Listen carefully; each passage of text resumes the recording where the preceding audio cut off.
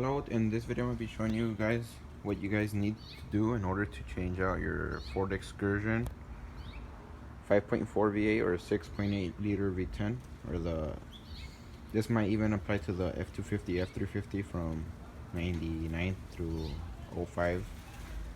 And well, first let me show you off all the parts I got. For the fuel pump, the one I bought was Delphi brand. That's the part number. I bought it on Amazon for around $80, and this one is the direct plug-in. It goes into the little canister in the fuel tank, and it plugs in directly using the stock wiring harness, so you don't have to buy the whole assembly from Ford, which cost like around $600 when I got the quote. Next is the fuel filler hose. Around this age, yours is probably going to be all rotten, so the one I bought was this part number. This one is for an f250, f350 with the pickup bed. And the only difference between this and the Ford Excursion is that the Ford Excursion, you have to cut one end around 1.5 inches to 2 inches off from this end or that end, so that it fits snug, because as the f250 and f350 have the bed, the fuel tank sits a bit lower, and the inlet and outlet are the same. Or what you could also do is just put your old fuel filler hose on top of the new one and cut it to length wherever you have. But I believe it was a 1.5 inches to 2 inches that we cut off. And then next would be also there's 2 evap hoses in the back. The evap canister, and then there's another one, the fuel filler vent. The one that there's another tube that goes right along this one on the fuel filler neck. And here are the part numbers from NASA.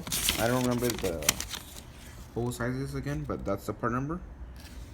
And I bought, let me see if I bought 3 feet of this part number, which is I believe Gates fuel line hose, fuel emission line hose. And then this other one, which is the other fuel hose, that's the part number from it, H178. And for this one I bought 4 feet. That's what you're gonna need, but I prefer just buying an extra foot for each one. That way you have excess and you're not short. Another thing I did for my truck, let me see if I could get it focused.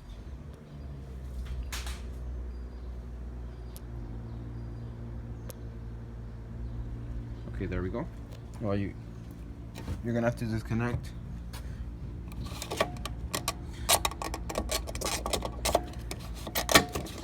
these 3 little bolts right there that secure the fuel filler neck. And this truck has a 44-gallon fuel tank, so what I did is I went to Harbor Freight. I bought those orange suction pumps, siphon pumps, the ones where you have 2 hoses connected to it. And what I did, I bought like 3 jerry cans of like 6 gallons each, and I filled all of them up with fuel to take as much as I had out, because the fuel pump died on me shortly after I filled up the tank. But it was due to age, it wasn't of any pre-existing issue.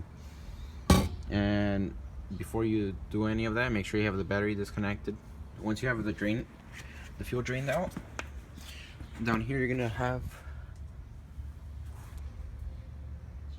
right there is a 18mm bolt, if I'm not mistaken, 18 or 17. You're gonna want to use a 6-point impact socket with a breaker bar. And I say 6 points so you don't round them off, because if you round these off, there's no getting them off another way. And there's another one over there, and then on the other side over here on the front there's 2 more. You're going to want to spray these with WD-40 or your penetrating oil of your choice and break those loose. Mine were fairly easy with like a 3-foot breaker bar with some extensions, but use a 6-point socket. I got my 6-point socket to Harbor Freight. And then what you're gonna want to do is drop the tank slowly with a huge floor jack. I used a Alcan floor jack, I think 3.5 ton, and I had the truck chopped up front on 4-ton jack stands at the highest level they can to get this fuel tank out, because this one still goes up to all the way to the floor, which is like another 2 feet from what you see here. So the fuel tank in total is like 3.5 feet tall. From the floor to the top is 3.5 feet. After that, you're gonna want to drop it slowly. I recommend you guys having a second set of hands, a helper, to help you out. And before you guys drop it all the way, make sure you guys disconnect these two hoses right there. Those are the two fuel filler hoses coming out from the fuel filler neck. There are two clamps right there. Those were the ones I replaced with new clamps because mine were all dry rotted. And the connector for the fuel tank is right up here, this shock, and on top of the tank in the frame rail. It's inside the frame rail in this corner right here. That's where and there's not enough slack, so make sure you don't drop the tank too far enough, or else you'll rip the wiring harness. I dropped mine like 3 or 4 inches, then I tilted it to one side and I unplugged it, and then I dropped it all the way. But be careful, as the harness plugs has those little clips that go into the metal, and you don't want to rip it and then possibly damage the wiring harness, so be careful with that. And then once after you're done, I do not have any pictures that I could post up at the moment, but using the lock ring on top of the fuel pump, then you disconnect it and pull out the old one, put the new one in from the Delphi brand I purchased, raise it back up, install it, and make sure you guys chalk up the front wheels up front. Afterwards, make sure you fill it up to at least 1/4 of a tank, which is around 10 to 11 gallons. Lower the truck back to the ground so that the fuel pump is level and you could siphon gas. Reconnect your battery and test it out, and hopefully that works out for you. For me, it was having no start issues, like for a month or two, and then it just finally gave out. So I hope this could help you. And then don't forget to replace those little bolts, and make sure you don't have any fuel leaks after you fill up the first time. If not, just double check your work. And I hope you are safe and this helped you with the part numbers. So again, let me show you the part numbers. This one on Amazon for $80, Delphi brand, comes with a lifetime warranty.